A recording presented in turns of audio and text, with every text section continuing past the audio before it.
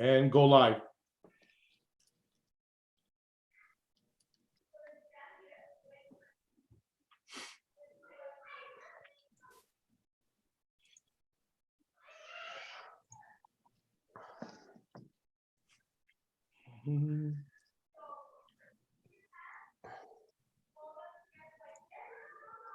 All right, guys, we are live. Just so everybody knows, Carmen, welcome. Jazzy, welcome.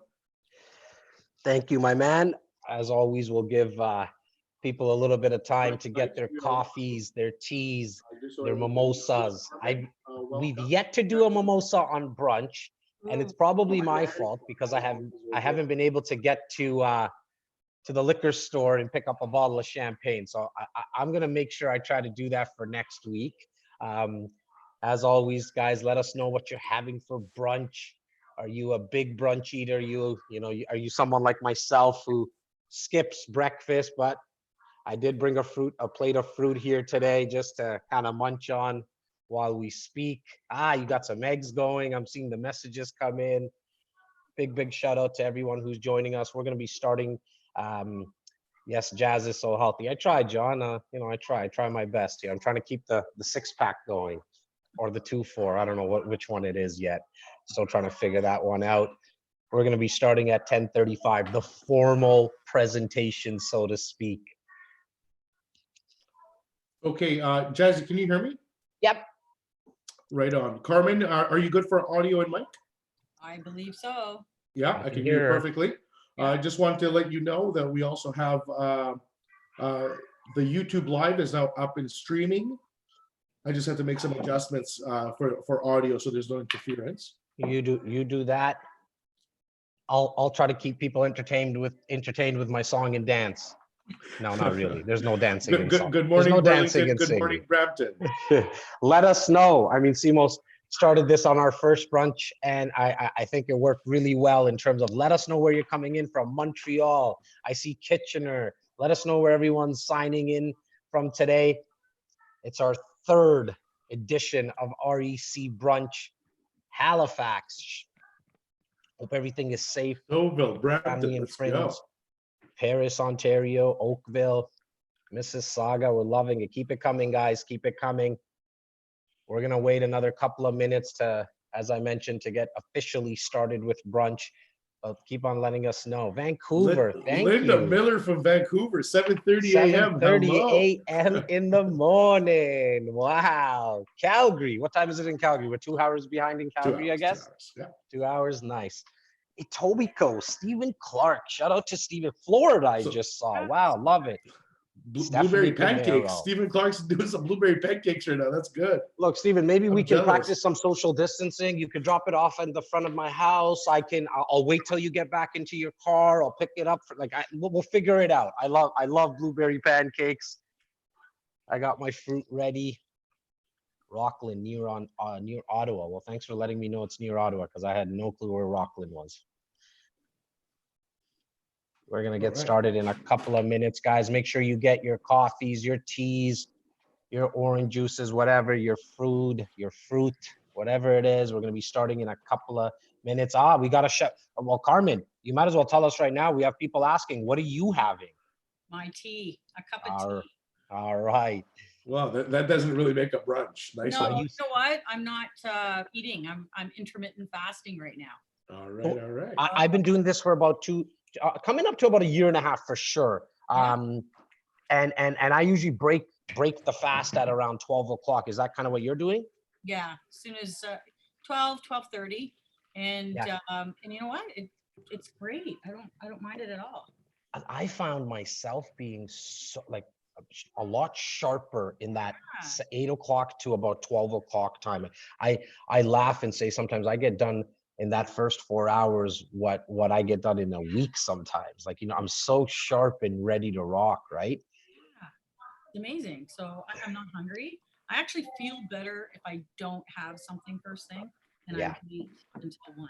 It's awesome. Yeah, I feel like I get sluggish. Like on a Sunday, I'll have breakfast, like a little heavier breakfast. Lydia Gordon doing the 8:16. Lydia, tell us what that is. Let me just, as we wait 2 more minutes. Lydia, are you able to put up your hand? Lydia? I got Franca on here. Shout out to Franca. We got omelets being made. Man, I'm getting real hungry. Carmen, you and I are gonna have a problem here in a little while. Like, see, noticing what people are eating for breakfast. I'm actually getting really espresso for Tyler. Tyler probably has a couple of espressos I in just the morning. unmuted Lydia Gordon. Are you there? Here. Hi, Lydia. Oh, What's the 816 diet? Blame that on my husband. I don't know. I'm not the techie guy here. Oh, we hear No, you. we can hear you perfectly. We hear you perfectly fine. Okay. Sorry. No, I don't know what's going on there. I'm typing away. I was typing and that No was worries. not what I typed.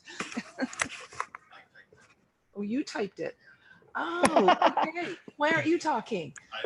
Okay. Lydia, tell us about this 816. I don't Is do that that. the hours in the My day? husband, I'm not that eater. Let me put him on. Hang on. Right on. For everyone else, we're going to be getting started in a minute. We just wanted to bring in Lydia and her husband. Don't know your name yet. Introduce yourself, my man. Name's Gus Gordon, and my wife's name's Lydia Gordon. I just heard you guys talk about not eating till noon, and Yeah. it's commonly known as the 816 diet. Got it. 24 hours, 8 oh, hours you're eating between 12 and 8 p.m. and then the other 16 hours you're fasting basically. Love it. Got it. mhm. Well, Got it. appreciate, Well, thanks for clearing that up. I appreciate you coming on live on the REC brunch. No Well, I guess problem. we should get started. Mhm. Welcome to everyone here live to the REC brunch. It's our third edition, myself and Simos. We do have a couple of guests that are going to be coming on with us today. And in a couple of minutes, we'll introduce our guests. But I also wanted to welcome everyone across the world right now who's watching live on YouTube. Thank you so much for taking the time this morning to watch us live. We really, really appreciate it. Big shout out to our team. They allow myself and Simos just to come in, click a button here and there, and then we get to No go doubt. live. So big shout out, please, guys, inside the chat. Give a big shout out to the team, Tyler Tai Walburn, AKA our air traffic controller, who makes this all happen. Big shout out to Bobby Pume, director of operations, who made sure that everything's set up. He's actually going to be controlling some poll questions as well as we go on. Big shout out to our director of sales and marketing, Laura Stewart, Elto Stewart, and to the rest of our media squad. They're the guys and gals that allow us to, again, do this live, do all the technical stuff in the background, and make sure the recordings come out. And everything you see on YouTube right now is a collection of everyone on our media squad putting things together for us. So thank you to the REC squad, to everyone at REC Canada, all of our realtors, our 25 realtors as well, that there's some guests on this, as some attendees and participants that were invited from our team. So shout out to you. If myself and Simos have not met you yet, we look forward to meeting with you soon. Again, to everybody on YouTube, if you're not yet been introduced to us, please, in the comments of YouTube, just leave us your email address. And someone from my team a little bit later on today will make sure that we tell you how to connect with us. So in the comments right below, on YouTube Live, if you're watching on YouTube Live, just leave us your name and your email, and we want to make sure that we get connected with you, and we'll tell you about how you can get this recording and our past recordings. For the rest of the REC Nation watching on in the webinar right now, we will be sending out an email at around 3 o'clock today, 3 to 4 o'clock today. Just making sure our audio is good. Going to be sending out an email from about 3 to 4 o'clock today with all the information that we covered today. So don't worry, don't cramp your hands trying to take notes. We're going to have the recording sent to you. We'll make the introductions to our guests as well. And so without further ado, I would like to welcome Carmen Campagnaro from ProFunds. How are you doing today, Carmen? I'm awesome. How are you? We're fantastic. Simos, my man, how's your week been, buddy? I mean, you and I have been obviously practicing social distancing. We've been together in business for coming up to 15 years now. It's the first time we haven't seen each other for whatever it's been. It's like 6 months. Oh, sorry, 6 weeks now. Yeah, I man. have not seen you in the physical form. How has your past week been? What have you been up to? Well, it is, so I am getting a little bit frustrated with social distancing.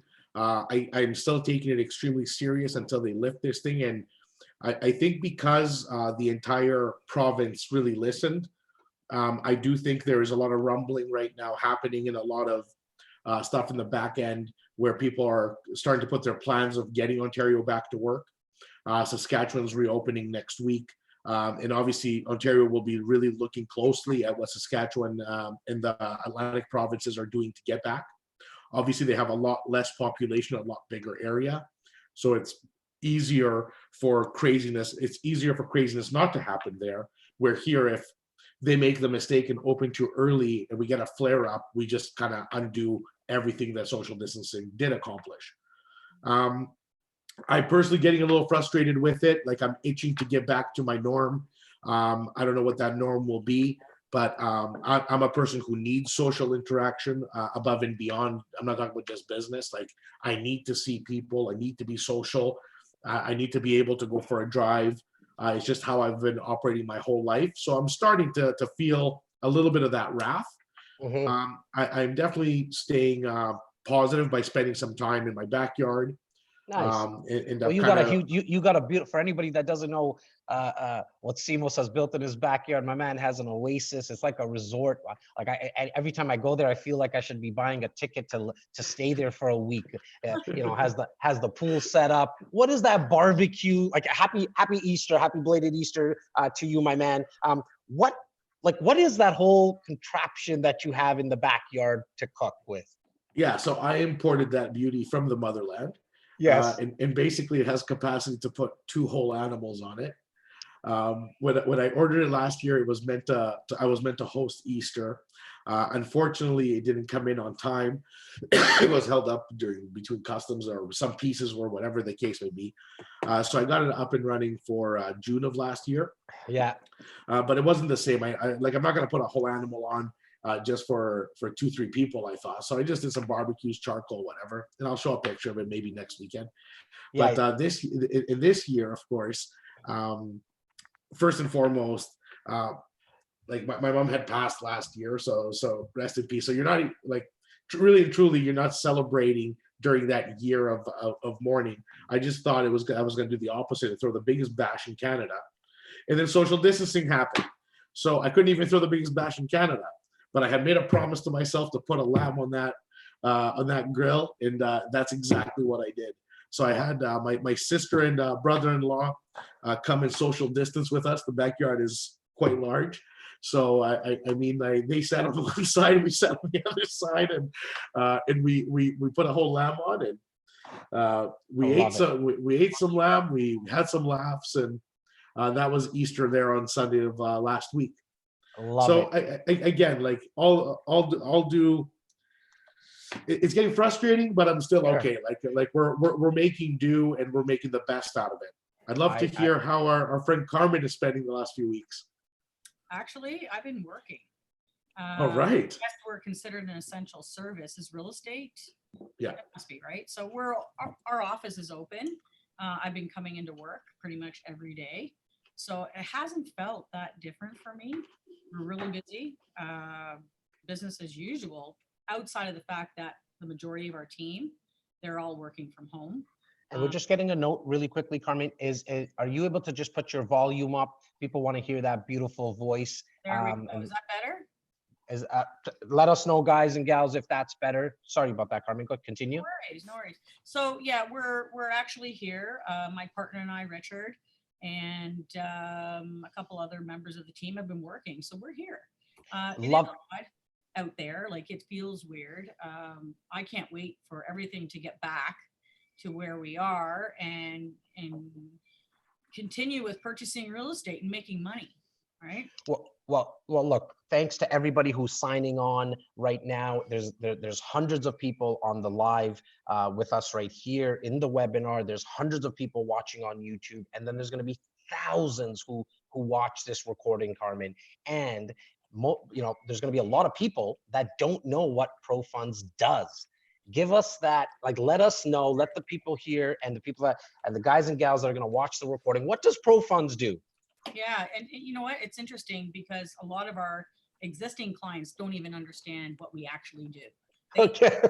so, and why am I saying that? Because we have a few different divisions, and we've been in the business for 25 years. So ProFunds Mortgages is a mortgage brokerage. Okay. And since the day ProFunds came to life, we've been catering to real estate investors and their needs for financing.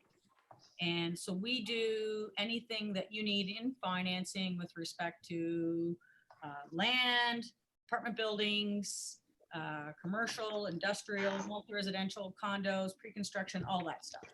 So over the years, we've done that. And then we got largely into private lending. So we provide the entity for borrowing, and we provide an entity that you can lend. So you can lend your money, make great returns in private lending, have us source and go through the due diligence.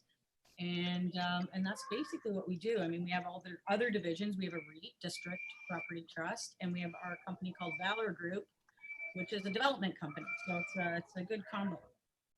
That's awesome.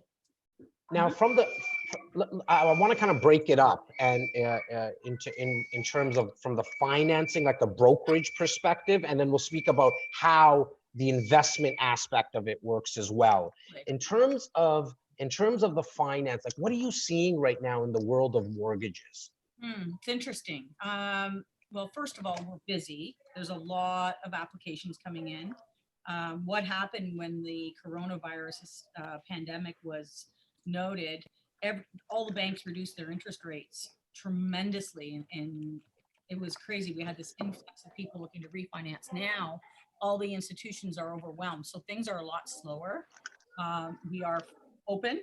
We're doing mortgages daily. We're doing commercial and residential institutionally. So, but it's just taking a little bit longer. And now, after the first 4 weeks have gone by, banks are starting to tighten up a bit with their lending criteria. They want to see that you have income, right? So confirmation of income needs to be brought to them up front because so many people have been laid off, and they want to make sure that you have the ability to pay and not get this mortgage and then request a deferred mortgage payment, right? So they're very detailed about that. But if you have strong credit and income, you're able to process things very a lot quicker.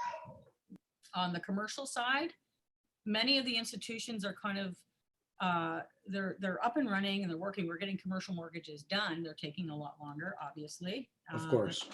But some of them are so overwhelmed with facilitating the government programs that have been implemented of these deferred mortgage payments or any grants and bonuses and things like that that they're offering. They're going through a lot of the institutions. So a lot of the commercial departments have been very bombarded. So they're a lot slower. So when people are purchasing, they're going to need to have a bit more time with their financing conditions, and sellers have to be a little bit more open-minded in that regard. We say it all the time, not only to our investors, but even first-time home buyers, or if you're thinking about smart sizing, meaning moving into a bigger home or a smaller home. Call this a personal opinion, call this the opinion of REC, but working with an independent mortgage broker is really the way to go, because if you go to the red bank, they don't tell you about the blue bank, and the blue bank doesn't tell you about the green bank. They're not going to tell you about the best rates and the best terms around the corner. Or someone like about their best terms. Well, yeah, right. Obviously, they're only going to speak about what they have to offer. But where someone like Carmen and her team, and maybe you can speak about how many lenders, like institutions you work with, and then we'll talk about the private lending side. But the amount of lenders that you have access to right across the country, it must be in the 400 or 500 range or something. Like, how many do you work with, Carmen? We have a huge amount of lenders that we have access to. So we work for the borrower. So you're buying a house, I'm working for you, and I'm going to make sure I find the best possible opportunity for you out there with a rate or something that works with your current situation. So there's thousands of lenders that we have access to on our system that people don't even know exist, and they're great rates. They're not just because you're not the big five bank doesn't mean you're not going to get a good rate or good terms, or maybe they'll even go a higher loan to value and benefit people. So also one other thing, is if you work with a broker, you have one credit hit, because I can send that credit bureau to 20 institutions, right? And shopping's not good, so we have to be careful. So That's right. That's and- big. yeah, really big. So shopping's one of the worst things you can do if you're in the industry, because pulling your credit and having different hits with different institutions on your credit bureau looks like you're shopping, and it's not favorable.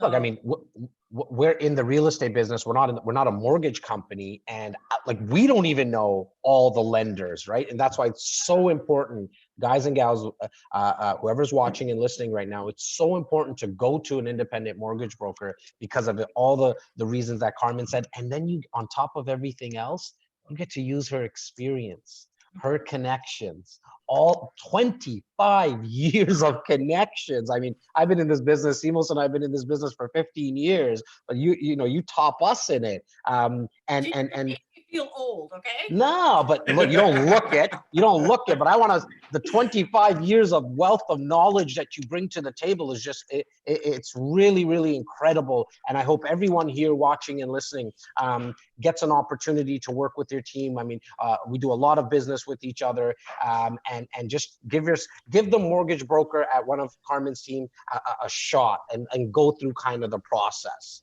It's also really important for people to understand that what you think is okay to send to an institution, and in order to get your approval, we package deals a certain way.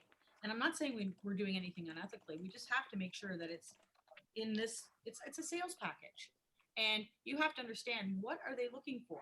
And in that case, you have a better opportunity to get the approvals.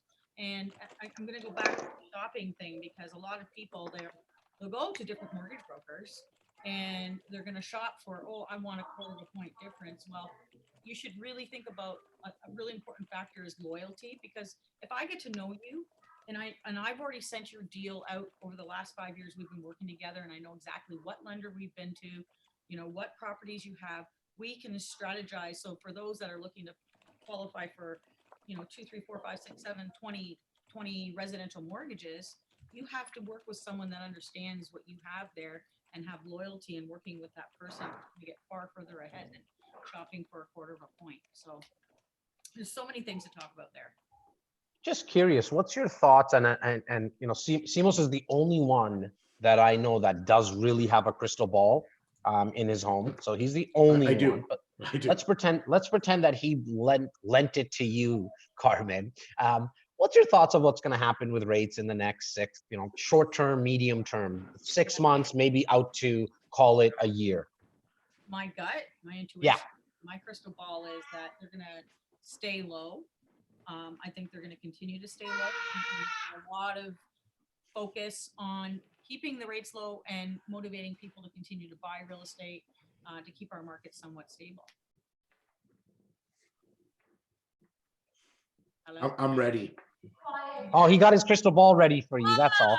I love it. Okay. Hello, where are you? No, he just needed to bring that crystal ball. Okay, that's really This is going to be a permanent prop for me. Yes, So, as it should be. So I was talking to the crystal ball last night. yes. It is by the Smithsonian. So I was speaking to the crystal ball last night. My prediction is by June we're going to be, I believe, even malls might be open. I do think that by mid-May they're going to roll all essential services back to the office, meaning put on your mask, put on your gloves, make sure you're practicing the best that you can in social distancing while you're out and about. But I do think they're going to roll back the offices in the next 2 to 3 weeks, where there's going to be the government goes back, where the private sector, all essential. So the first ones that were sent home are going to be the last ones coming back. Yeah. So your malls, your retail, like where people are like cinemas, golf courses, I think those are going to be the last ones to open. But I do think the first ones to go back are going to be obviously all the sectors of government, the medical sectors, your optometrists, your all the ones that were kind of put on emergency only are all going to go back. And by I think mid-May, we're going to see kind of a returning workforce. By end of May, I think by end of May, mid-June, I think you're going to have your, if in fact we've seen the peak and they can really go to that, I think we're really going to see a return of the workforce. And I think over the next 6 months, then you're going to have your employment sector starting to normalize and getting back to those levels. I was on a webinar yesterday, guys, where the RBC chief economist was on. It was put on by International Home Marketing Group. Shout out to Elliot Tobe. If he's on here, he put on a tremendous webinar. And RBC's chief economist said they typically do a quarterly update where they're talking about 30,000 jobs gained or lost, and that's going to make and break a quarter and go into the song and dance. There was 1 million jobs lost last month. But of course, they weren't lost because of economical reasons. They were lost because of a specific event. So it's a event driven, and as soon as the event is kind of behind us, we're going to see some kind of a return.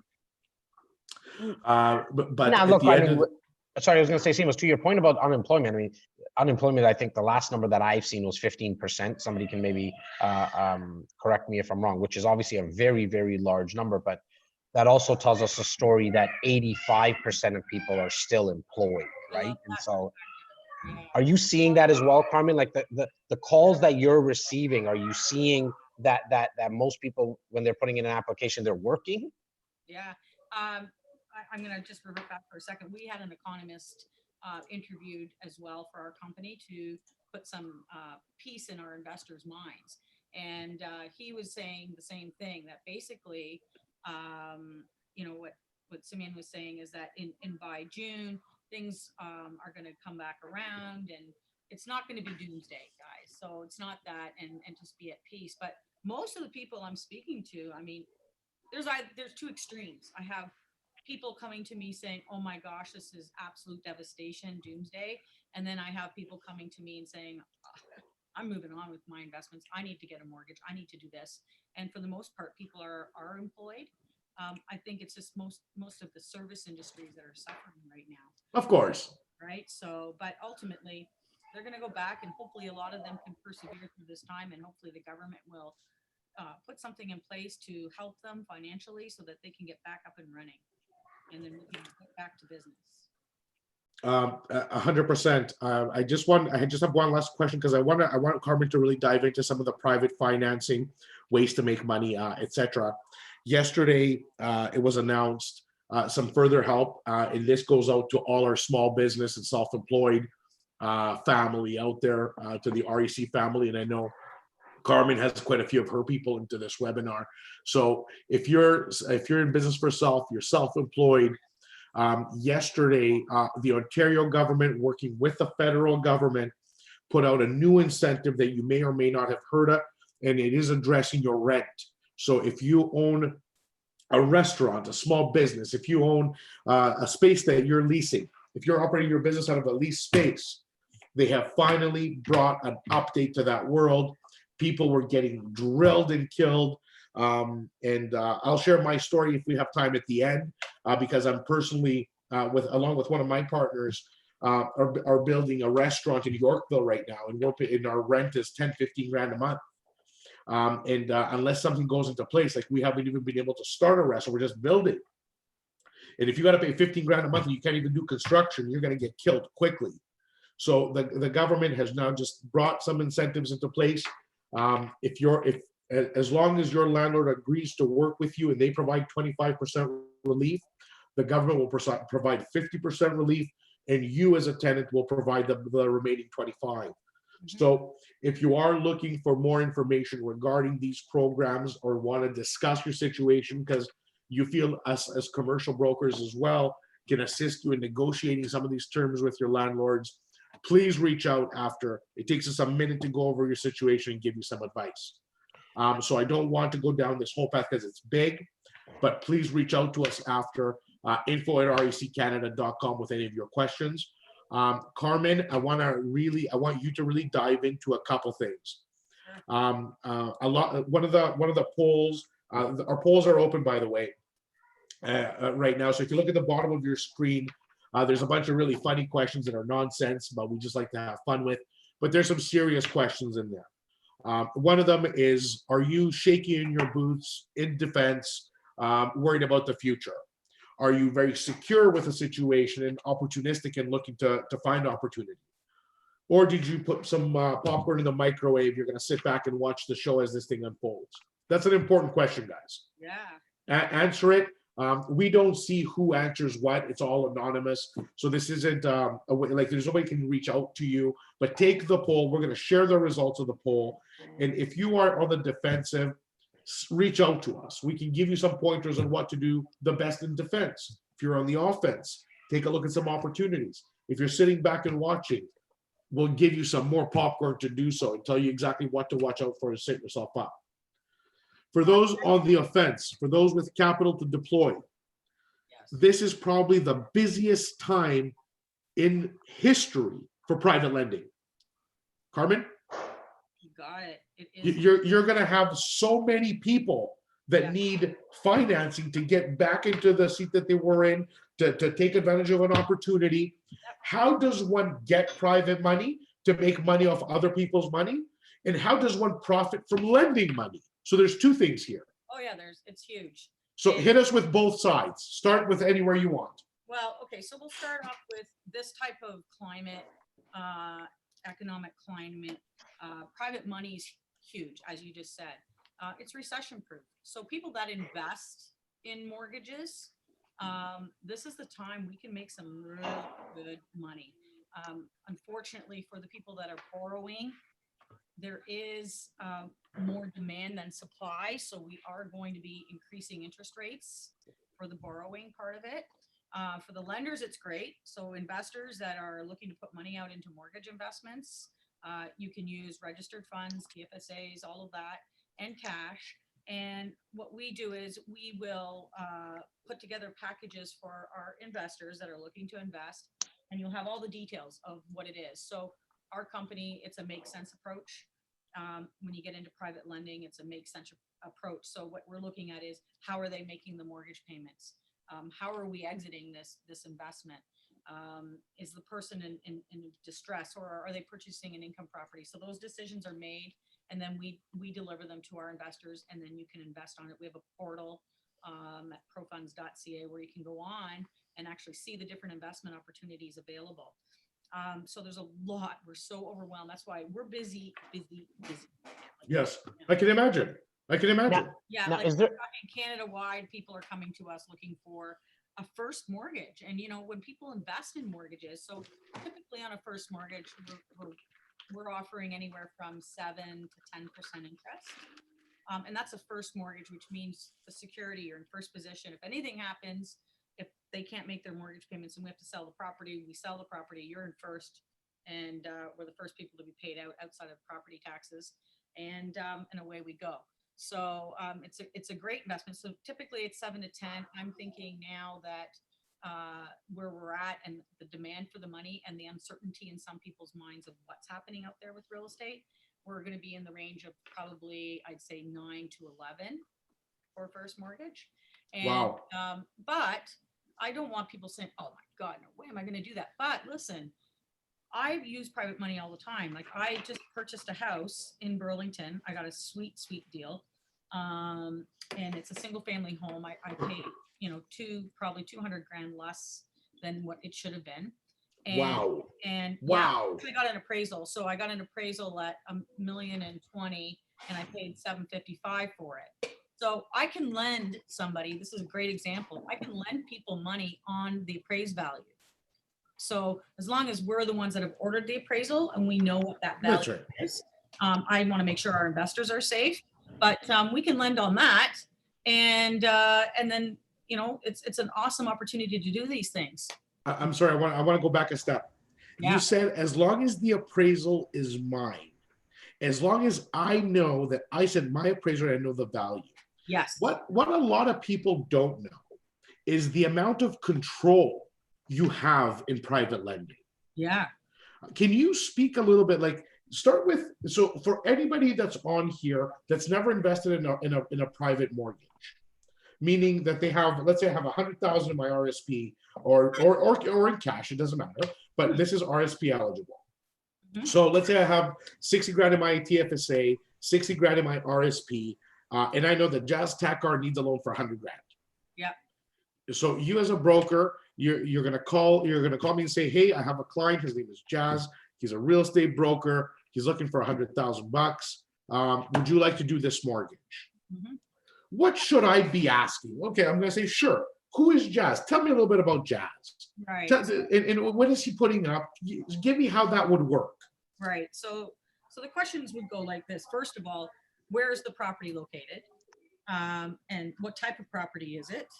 And we determine that. So if it's a residential, let's say it's a condo or a home that you're looking to purchase, what we would want to know is what type of property it is. And is it owner occupied? Is it a rental property? What are your plans with the property? What's your income like? Are you able to make the mortgage payments? And what's our exit? How are we getting out of this? And when? Yeah. So typically private money is 1 year. Okay. So when you're lending on an individual mortgage, it's typically a 1-year term.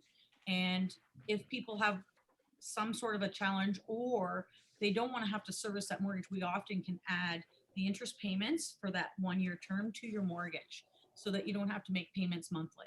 So that'll help out a lot of people when they're doing flips or renos or anything like that, or are in a situation where they have a ton of equity right now and they just want a cushion right now because they're uncertain. So we can get some money for you. We can even do a second mortgage if you like. And we're going to be a little more conservative on the loan amount that we're going to lend you versus the appraised value of your property. So we would go up to 85%. We're at 75, 80 right now, just to be cautious. And the appraisals that are going out are going to be based on today's current market. Is there a minimum investment for investors? Yeah, like most of the time it's around 50,000, but we can do 20, 25 if we want to help people out get started in this business. And I wanted to just confirm, you said that you can also invest registered funds as well. Yeah, absolutely. So I'm not sure if people caught that. There is ways that you can invest your RSPs into real estate. It's not only through a first-time home buyer's plan that everyone thinks that it's the only way to take out your RSP to purchase real estate. There is, yeah, you don't. It stays in your RSP. That's right. Stays in there, and you just have to move it. So most institutions right now are not. So if you have it with RBC or if you have it with TD, you're going to have to move it to a trust that lets you actually self-direct your money into mortgage investments. You make the decision on what kind of an investment you want. So I'll send to you, Jas, here's a deal. This guy needs 100 grand. We've checked his credit. Here's his credit.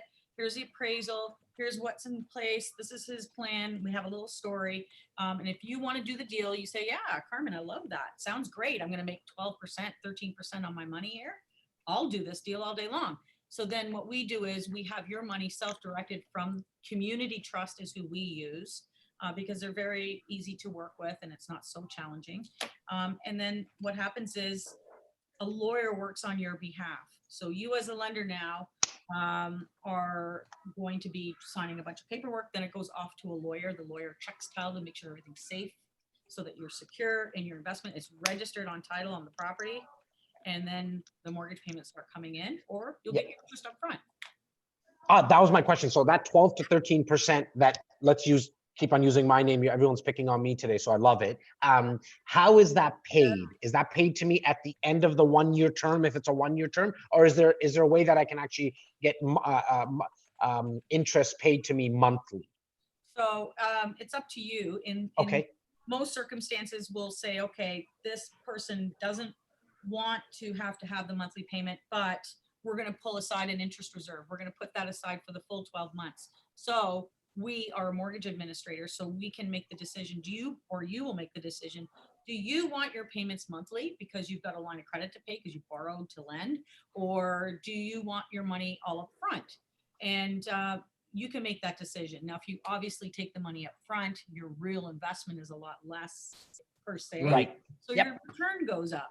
So it's all about what you need as an individual and what you're like. If you got a line of credit and you're borrowing at 4% interest as a line of credit, or on a mortgage at 3 or 2.5, you can put out your money at 10, 12, 14, 15, 16%. And you make the difference on that. So Now, there's so much to talk about here. Love that, guys. All the questions that you guys have, please keep them in the Q&A section so we can make sure that we get to them. If there is a couple of questions that we do not get to, again, you're going to be receiving an email around 3 o'clock, 4 o'clock today that will allow you to get introduced to Carmen and her team. And I know, Carmen, anyone that's introduced by REC, you'll put the white gloves on for us, as you always do, but you'll just make sure. Absolutely. We Yeah, are going that you are from REC, because that's important for us to know. Thank you. We really, really appreciate that. Carmen is going to stick with us, okay, for a little bit longer. Get your questions in the Q&A section. In the meantime, we're going to just bring on, I apologize, Charles JQ from Milbourne Real Estate to discuss a current opportunity. So we went out to our REC Nation, between myself and Simos in the last couple of weeks. We've been all over social, on live Zooms and live Facebook feeds, and people are asking, hey guys, can you look out for opportunities and please bring them to us? And so Charles JQ from Milbourne Real Estate, we've been working with him and his team for the last 10 years now, seems like it's even longer, and he's going to come on and talk a little bit about a project that is in Oshawa, where we have a handful of units. They have a handful of units right now that have a rental guarantee. It's a student housing project. Welcome, my man, Charles. There's that handsome Charlie. Stop that. How are you? Guys, here's the funny thing. Here's the thing. We're so lucky we still have Carmen on the screen. She literally brings up our what is it called? Like our quota, like in terms of our look. Like, look at this screen. Thank you for staying on with us, Carmen. Without you, we would be in trouble right now. Jazzy, let me make one note, because I saw the nicest manicure of all time. She has the fastest color nails I've ever seen. Show those beautiful purple beauties right there. Bang, bang. Those are fast. Those are fast, guys. It's humiliating. I've had to do this myself. I haven't been. So guys, just for everybody watching, get your questions into the Q&A section. Charles and us are going to have a little conversation for like 10 minutes. Then we're going to come back and get to as many questions as we possibly can. We've heard your feedback, guys. We love hearing you and watching you, but it's going on for 2 hours. So we're trying our best to kind of keep it within an hour kind of period. Get your questions in Q&A. Carmen's still going to be here. And as I mentioned, for all of our friends on YouTube and the thousands watching live, we really appreciate you guys getting onto our YouTube page, start flirting around and navigating some of our content there. And I just got a poll question. Sorry. Every time I get a poll question, it comes up on my screen. Get your questions. Make sure if you're watching on YouTube live, just put in the comments your name and email, and we'll make sure you get part of the REC Nation. Charles, the whole polling, the whole polling is brand new. I don't think we know what we're doing. I think most people got our silly question but didn't get it to our meat. They got the question of who's more handsome, but they never got to vote on to actually put their real stuff in. So look, if it didn't work, I'm sorry. We'll figure it out for next week. Charles, get on the show, bro. Thank you very much. You guys are the best. Thanks for having me. Well, buddy, look, as I mentioned just before we brought you on, there's a lot of people still looking for opportunities. If I look back in the decades and decades of the real estate market, as real estate goes kind of up and down, when there is a slight dip, compelling buying opportunities start to present themselves. And as we've seen now, even during COVID, and this freeze, so to speak, in the market, we're starting to see some compelling opportunities, and you have one. We're going to kind of give you the stage right now, my man, the virtual stage, so to speak, and let you kind of speak about this project in Oshawa and why you're so excited about it, and why we're very, very excited to help facilitate it with the handful of units that we have available. Great. Yeah, this is from a very experienced group of developers who build a lot of rent for themselves. And because of that, it's very capital intensive. And so there's a unique opportunity now to get into an ownership structure with them where you can own these apartments that they've designed that are excellent investment opportunities because they're so motivated to raise capital on the rental side, right? So can I share my screen actually, because I have something that I think will help as we go along here. Are you able to, or do I need to do it? No, I think I can do it. Let me try. With your Perfect. permission. Yes. Yes, How's you're that? doing it, Can you buddy. see that? Great. Yes, we can. Excellent. What are you And using? just What are you using? A 1984 Mac? And just before you get started, buddy, I'm a PC guy. as I mentioned, guys, at around 3 o'clock, you'll receive an email. That email will allow you to get an introduction to ProFunds, as well as get the full package on this opportunity. Again, don't try to cramp your hands. Just get the music of the opportunity. I hope you got a lot of value. I'm sure you did from what Carmen was speaking about. Look, you're going to be able to receive that email. You'll be receiving that email, and then you'll have the option to either choose if you want to be introduced to ProFunds or get more information on this opportunity, or both. And just by getting the information on this opportunity, you'll get a link. You'll get the floor plans. You'll get all the incentives. It's very, very heavily swayed and in favor of for investors. And then there'll be a reservation form where you can reserve a suite. And anybody who's done business with us in the past, you know we hold your hand throughout the whole process. Go ahead, Charles. All right, thank you very much. So let me start with the rendering. This is a project that they have under construction in Kingston, Ontario.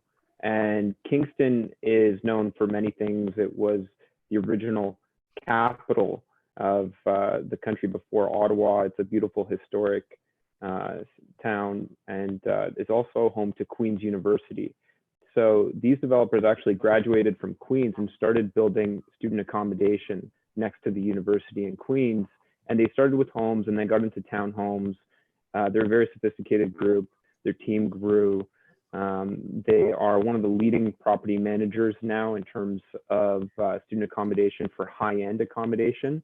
And this is their latest project in Kingston, Ontario, right at Center Ice, right at Princess and University. For those of you who know where that is, it's essentially the best location for a student residence for Queen's University.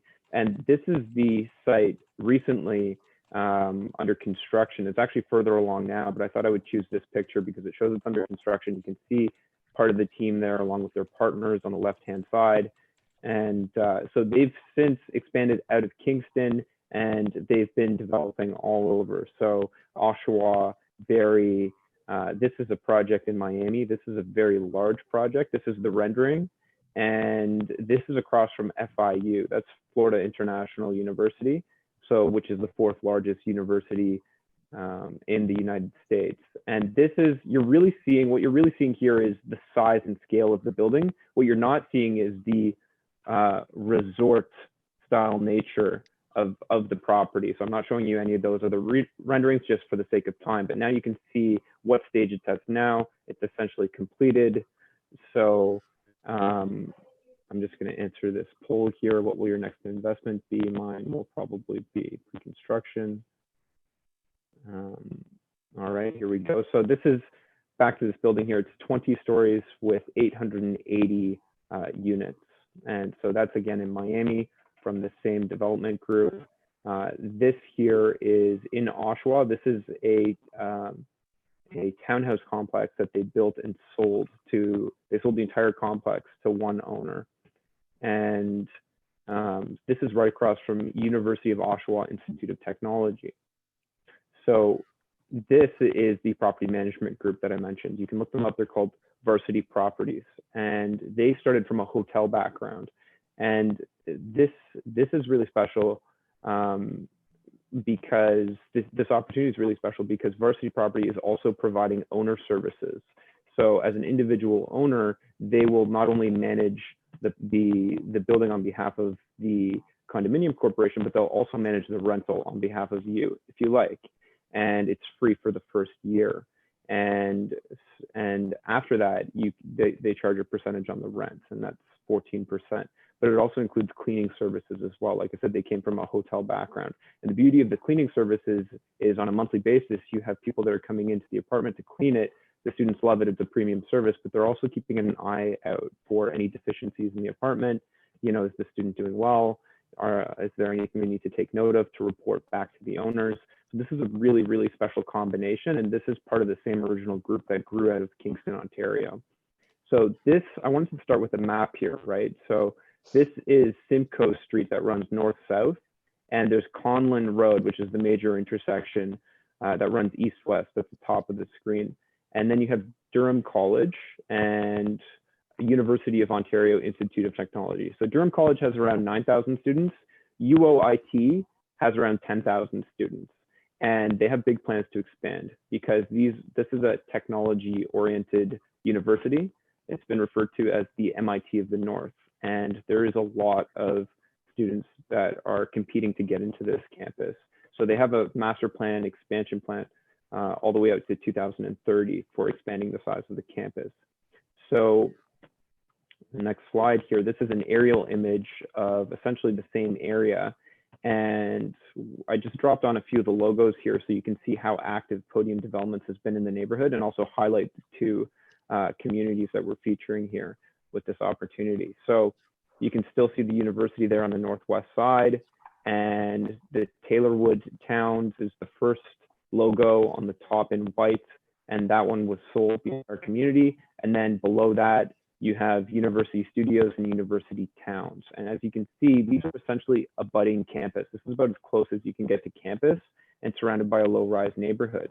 Now, Charles, yeah, I just have a quick question for you, man. sure. A lot of people, when they hear Oshawa, they think blue collar. When they hear Yes. Durham, they think blue collar. Uh-huh. When they hear Oshawa, they think GM. Right. That is so old. How many post-secondary institutions are in Oshawa alone now? Well, I think, well, right here we have Durham and UOIT.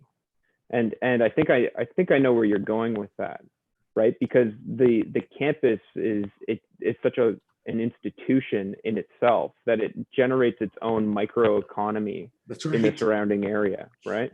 That's right. Yeah, like there's over 1,500 faculty just for UOIT in addition to the 10,000 students. And there's a drastic undersupply of housing next to major universities across the country. And this is no exception. And especially with the expansion plans that they have in place.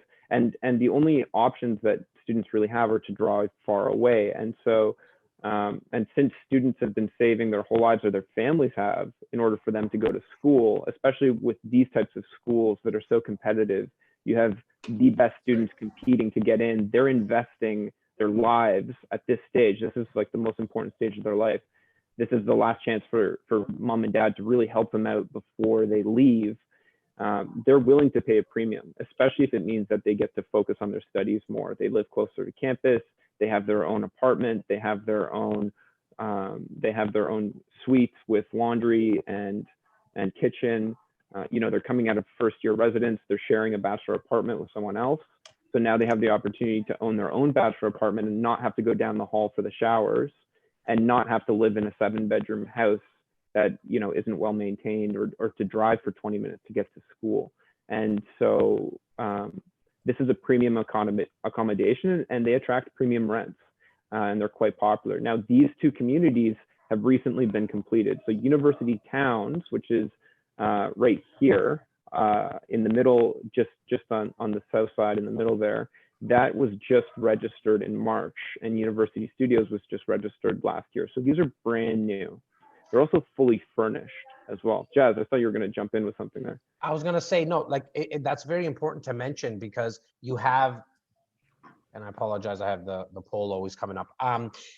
You have an opportunity to invest into a project that's already built. It's built. In fact, majority of the units that are in both complexes, in the townhome complex and in the condo project, maybe you can tell me, Charles, is it like 90% occupied already? It's fully occupied. It's fully occupied, I apologize. And so you as an investor, you're going into a project that is A, already built, and B, it's already rented, and just, and REC was able to go back to the builder and say, look, I mean, the time that we're in right now, please, we need you to put your money where your mouth is and offer us a guarantee. So if any of our clients get into this project and you'd be closing on this at sometime like end of August, and as an investor, you're going to be looking at anywhere from 20 to 25% down, but that's even spread out from now until August. We want to make sure that our clients are protected from a tenant's perspective. And the builder and the developer came back and said, we'll give you a 1-year rental guarantee to make sure that you have the comfort in knowing that you're not going to have any issues with tenants. That's right. And that's in addition to the 1-year free property management by Varsity Properties. Yes. And do these come fully furnished as well, like both projects, if they go on the condo and the student housing? The townhome?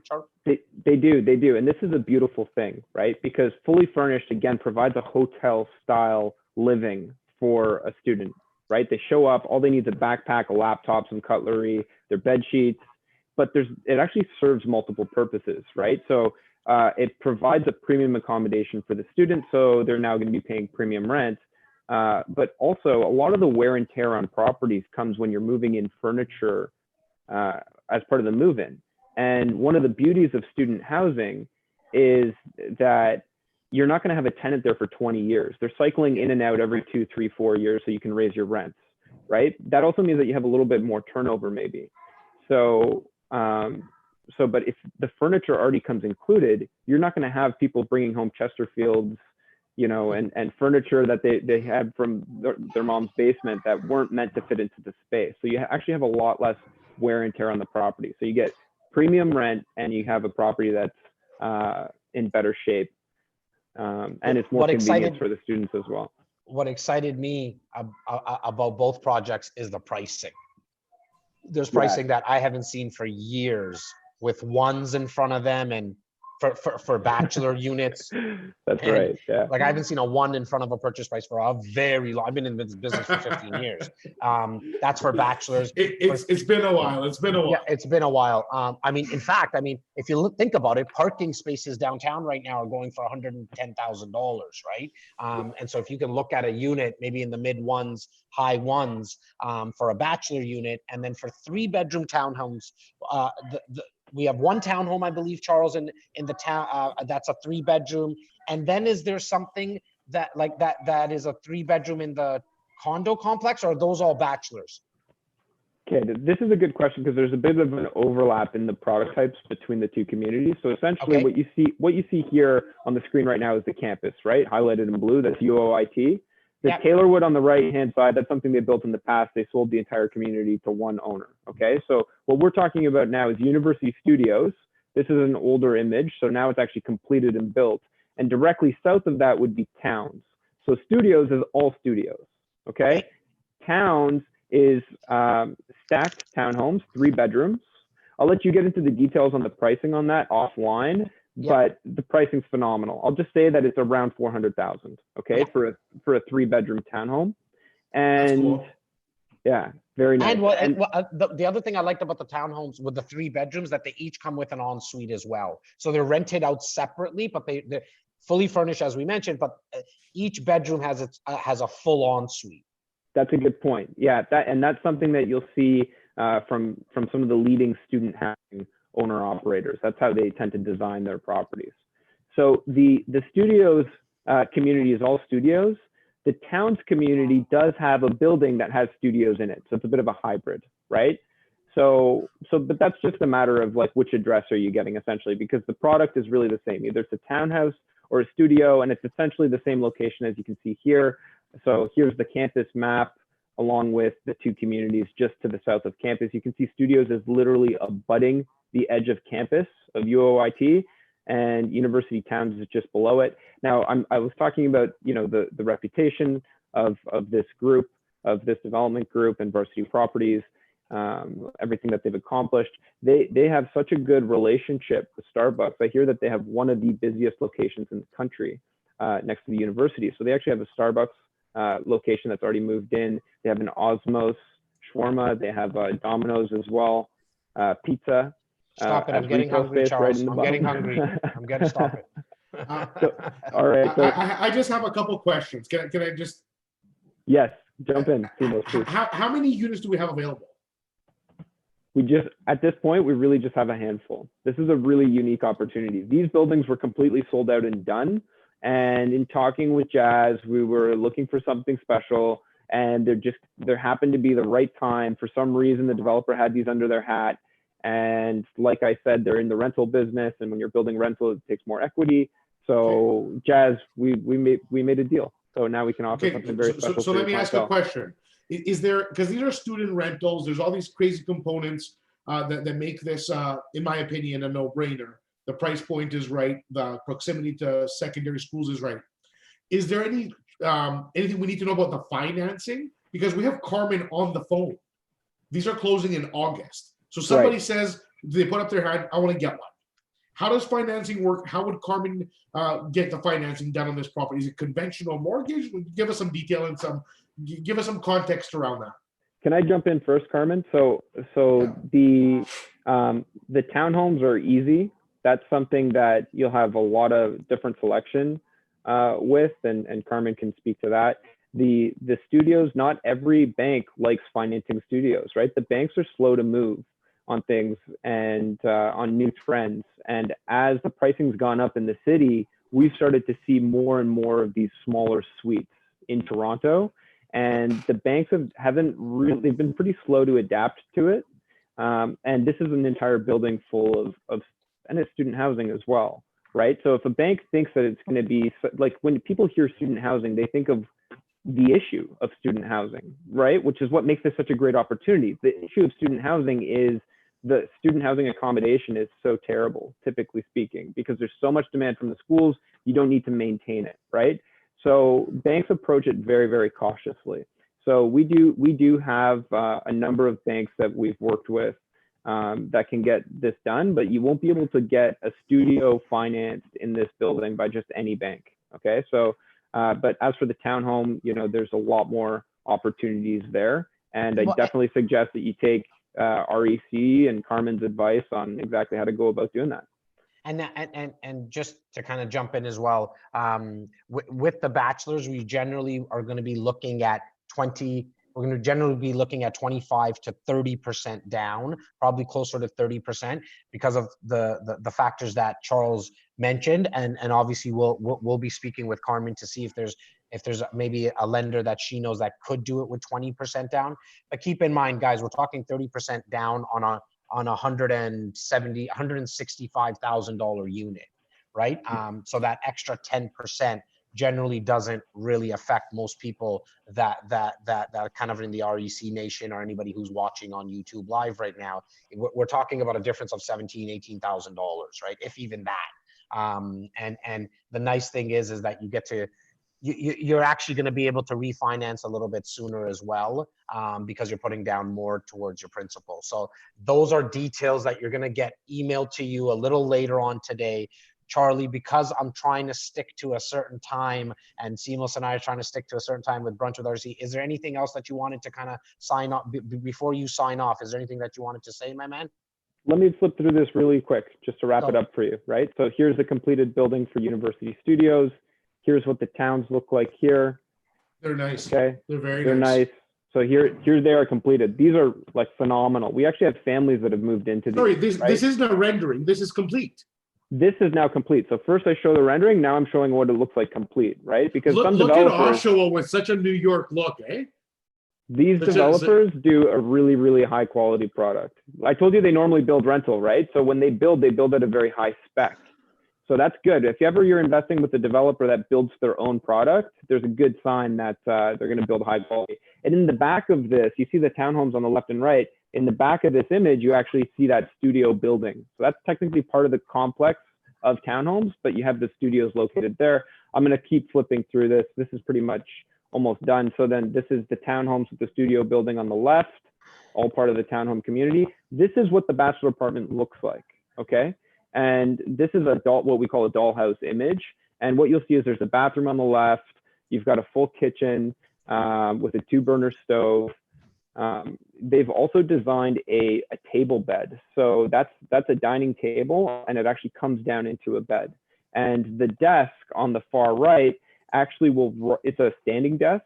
So you'll actually be able to press a button, raise it up to the same height as counter height if you're looking to extend the amount of surface area that you have in your kitchen. I'm going to keep flipping through here. Here's a typical plan for the studios. And I'm just breezing through it. And Jas, you have everything on your side I have already. everything in the Yeah. in the email that comes through to you guys at around 3 o'clock. You'll be able to click the link, request more information. All this information will be there, as well as in that Google folder. You'll see a reservation form. You just fill out the reservation form. Let us know if you're interested in the bachelor or if you're interested in a 3-bedroom. I believe, to be exact, Simos, you asked the question on how many units. I think we're at about 4 units right now. It could be 5, but I think it is 4 units in total. And so if you are interested, get the reservation form in. That doesn't mean you're buying something. That means you're going to get on a call with someone from my team, including Charles. I'll have him on a call as well, because he knows this project very, very intimately. He'll be able to answer any questions you have. And then if it makes sense in your portfolio, we then move to the next step. If anybody's done anything with the REC Nation in the last 15 years, you know that we really hold your hand throughout the process, because, peeling back the business curtains, peeling back the curtains in terms of business development, we know that if we take care of you the first time, you're more apt to introduce us to your friends and family. You're more apt to, the calls after you do the first investment with us is usually like, Jas, just pick a unit for me. I don't really care. Like, I'm good to go. So, but that starts with us taking the time up front. So just by putting in a reservation form, that doesn't mean that you're actually purchasing anything. You're reserving a unit. It is on a first come first served basis, because we have hundreds of people online right now, obviously. And then anybody who's listening to the recording probably won't have an option to get in. So it does pay to come on live at Brunch with REC. Charlie, thank you so much for your time, your knowledge. I know you said that you'd be more than happy to get on calls with our team as well. Any of our clients and investors, just to walk them through it. So I thank you very much for that, my man. Charles, thank you so much. Thank I'm you. gonna take you off the panel to make the other pictures a little bit bigger for everyone. Thank you so much for your time. Thank you for providing this opportunity to the REC and to the REC Insider family. Carmen, just before we take Charles off, do you have any questions for him, or you think it's pretty self-explanatory for the financing on the townhouses? Yeah, I think he nailed it. Right on. So I'm just going to put you back on the attendee list, Charles. Thanks again for being here, pal. Thanks, Be Charlie. well, everyone. Thank you so much. Be well. Just for the sake of time, maybe we'll pick out 2-3 questions. I think Carmen, you being you and providing so much value, I think you went into the Q&A already and started answering questions. Yeah. You are the bomb. Thank you, as we're trying to be very, very efficient and effective. We know it's a Saturday. We know how many people have already given us an hour, a little bit longer than an hour of your time. But why don't we pick a couple of questions? Maybe there's a couple of questions that you might be able to notice, Simos, that never got answered. Why don't we answer a couple of questions live right now? Sure thing. So let's take a look here. We are in a STEP Scotiabank program. I know the program very well. I'm actually increasing my STEP personally with the bank. And this is, again, the times are insane as far as if you had established lines of credit where you don't have to go through any really steps other than a new appraisal. Scotiabank has a STEP program, great program. Are we locked in with them for our mortgage vehicle with it? When it comes with renewal, I've been told that we are. I would like a second opinion. You're absolutely not stuck anywhere. And Carmen, this is a great question for you. We are in a STEP program, which is the line of credit. As you pay down your mortgage, it becomes a line of credit. Right. Are we locked in with them for when our mortgage vehicle comes up for renewal? When it comes up for renewal, you're not locked in. No. Correct? Yeah. So, It also depends on the terms that you take. So, a lot of people ask, do I do a fixed versus a variable? And at any time, even if you are locked in with a variable rate, your penalties are very low. So it's worth it for the most part if you have a higher rate to break it and go for a new one. Sorry, Carmen, you have to get closer to your mic. People cannot hear, and Okay. that's big. What I'm also going to do, I totally forgot. I almost took Tyler's job, and he gets paid very handsomely to do his job. Tyler Walburn, get on this screen and do the Q&A with Jas and Carmen, please, and myself. Where are you? Let's pick two more questions, and then we, as if your questions did not get answered, know that we'll go back in and answer all the questions. We'll get to you for sure. Tai, air traffic control, where is you? Oh, by the way, I want to mention, I know you had this project on, and our company does projects as well. That is not our project, right? So I just want, No. if some of my clients are on listening, that it's not related to ProFunds or Valor. This is a separate entity. Hey, Tyler, how you doing, brother? Hi, guys. Real quick. Hello. I'm enjoying the sun outside while messaging Nice. everyone. Wow. We have the puppies here. Awesome. Good Hi, job, puppers. brother. Awesome. Ty, So, why don't you pick a couple of questions, my man, and throw them at us? Let's do it.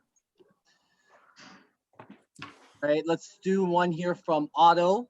Can I use my RRSP to invest in a down payment? Can I then JV with the borrower? You cannot use your RSPs as a down payment.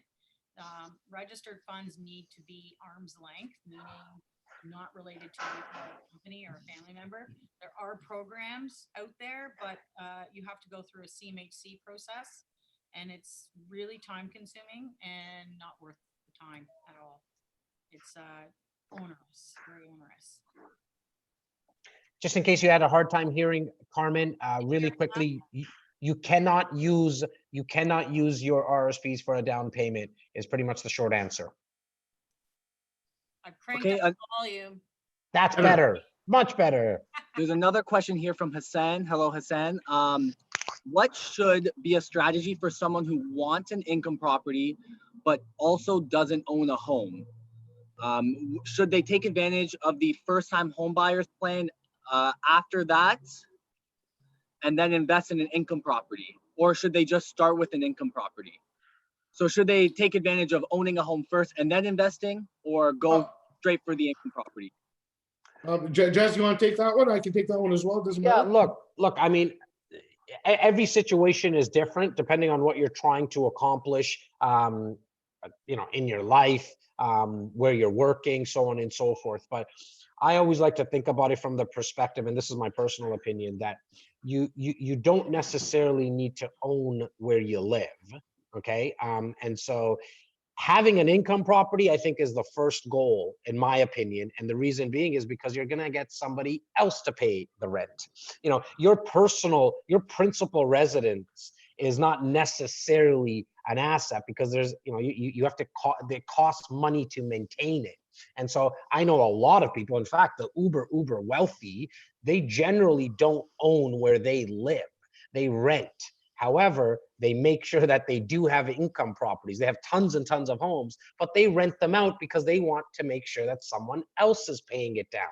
And then you could leverage more as well. So that's my personal opinion. Again, every situation is different. You'll get an email later on today. Just reply back to it. And I apologize. Was it Hassan? It's Tyler? Yeah, Hassan, that was a great question. Just reply back. Someone from our team will reach out to you. You'll speak with Simos. He'll get in touch with you and really work down your specific question. Because again, every situation is different. Yeah, and to Hassan's point, just quickly, if you're just trying to get started, Hassan, the biggest part of the question would be answered is, are you living at home with your parents? Because then if you can get a property rented out and you have a place to live, it's a no-brainer. But if you're paying $3 grand a month to be in a one-bedroom downtown, and you're going to buy an income property that's going to generate you $2,000 a month in rent, you're not going anywhere. You're not getting there fast. So it is very individual, as Jas was saying. But if you want to schedule a time to chat due to your personal situation, we're happy to do so, pal. What's the next question? There's actually a lot of good questions here. So I don't know if we can get to all of them, but let's make sure, like, we'll take a note of all these questions so we can get the answers to them. There's some really good ones here. Rapid fire them, rapid fire. Okay. How will lenders, big banks versus private, view my reduced income because they were temporarily laid off due to COVID when I apply for a mortgage? Okay, well, That's a very good question. And what they will do is determine whether or not the layoff is permanent or whether or not you're going back as soon as things are lifted. So in most cases, they'll take that as, like I said, if you are permanently laid off, that's a problem. They're not going to recognize your income. But if it's something short-term, just because of the COVID, they will take into consideration that. Now, when you get into a commercial mortgage, really your personal income doesn't have any relevance. It's the financing, it's the ability of the property to service the debt. Yeah. So it's not your personal income. So if you have problems with personal income, maybe you want to move into the commercial space. Okay. What I want to, Tai, only because it's 11:45. There's two things I wanted to do. First of all, if there's a lot of great questions, Tai, what we can do is we can do a video after where me and Jas fire off some rapid fire and share it with the group. We can share it to everybody who was on here.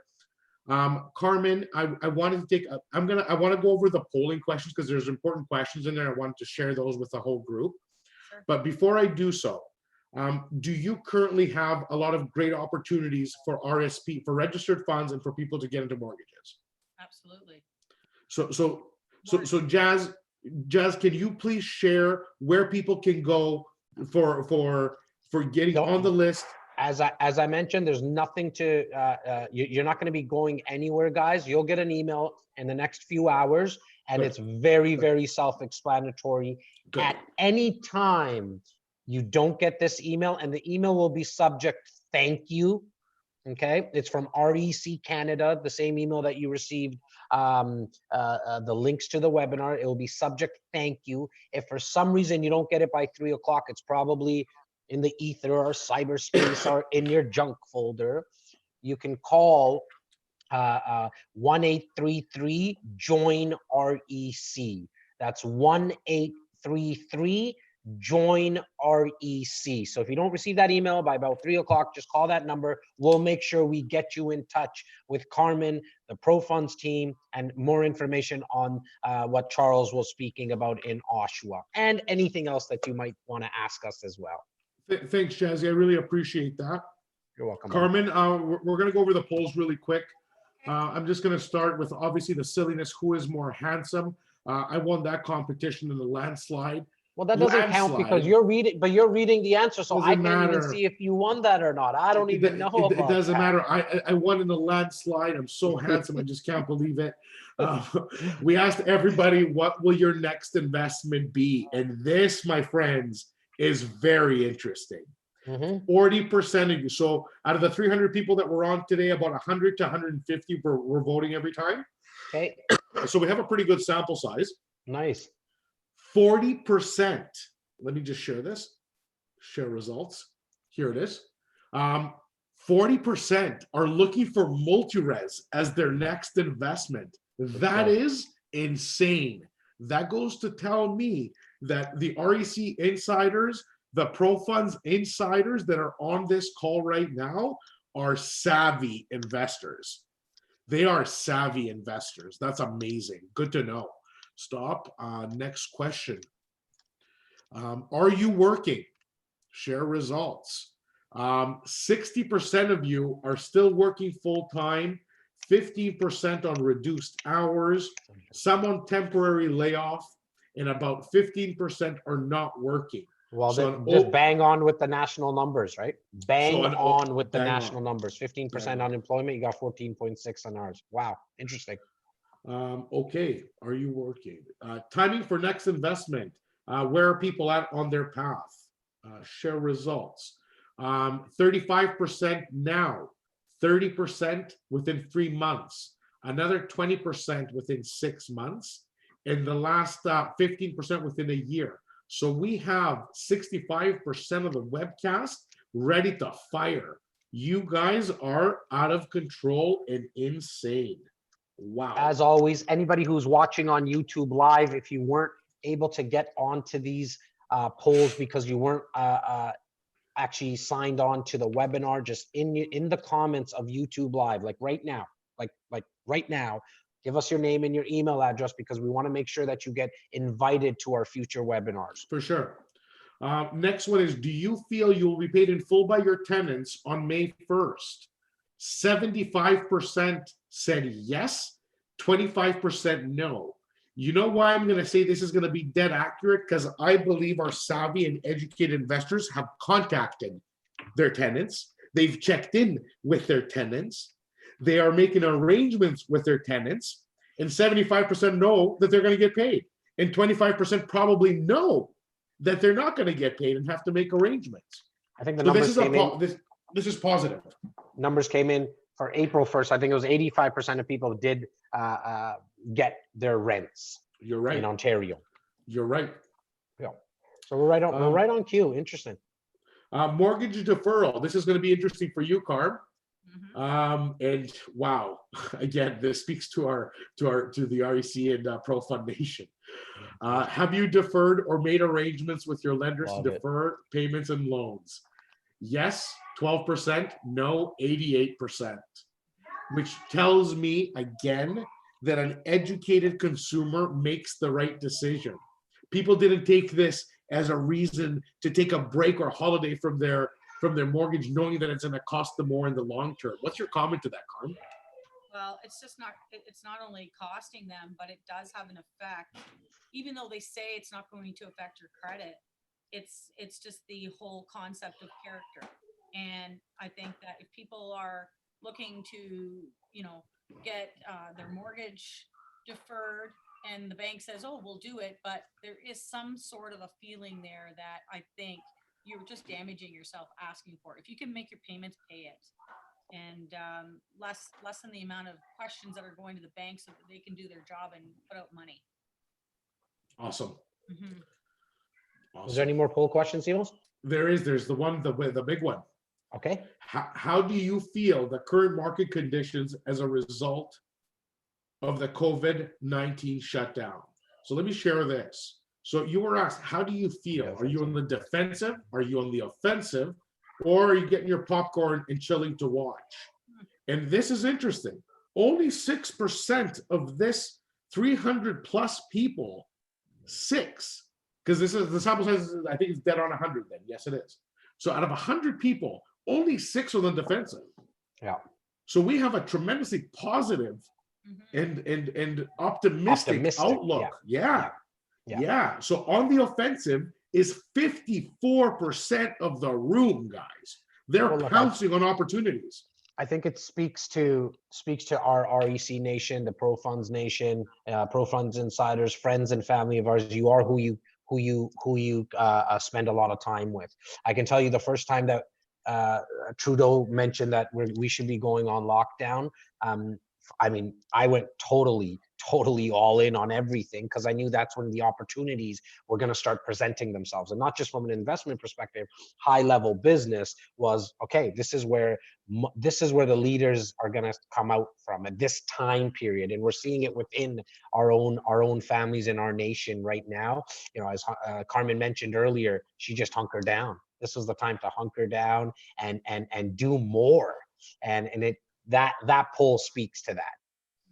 I think so too. Carmen, how do you feel about seeing almost 90% of the room either active or waiting to hear more? How do you feel about that?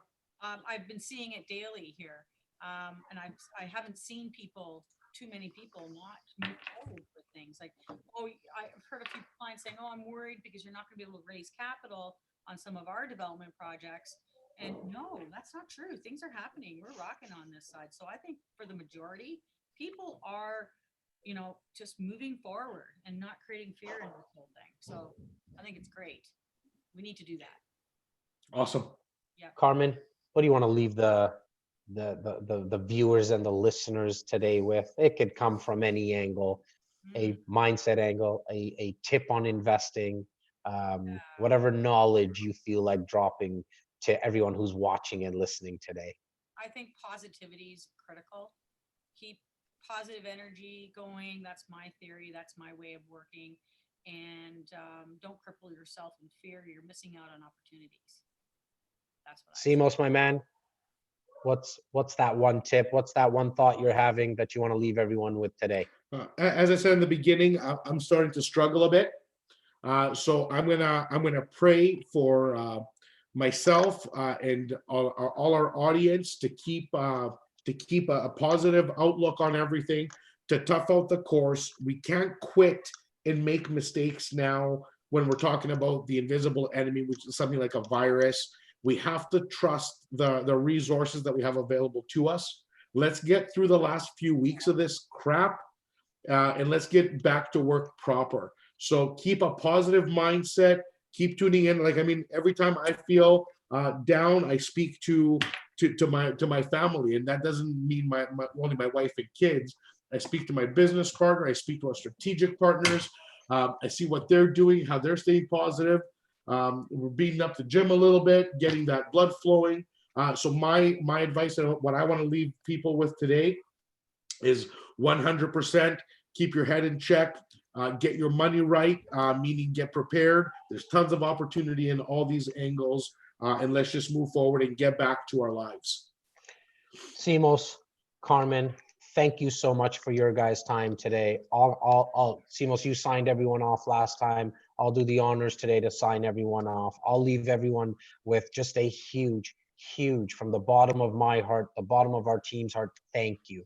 For the last 3 Saturdays, you've graced us with your presence, and we've now just topped the 1,000 attendee mark in live attendees just on our webinars. That's huge for 2 guys who started a community not too long ago, a decade ago, and now we have people wanting to tune in and give us their time live at 10:30 every Saturday. Thank you so much for sticking with us this whole time. It's either, you've done business with us or you introduce us to your family and friends. And that takes a lot because you're putting your name on the line. And you know that we at REC do not take that for granted ever. I can speak for Carmen because we do a lot of business together. She does not take that for granted. So if you reach out and introduce a family or a friend or someone that you met on the subway, maybe not recently because you're social distancing, but if you do, and when you do, it truly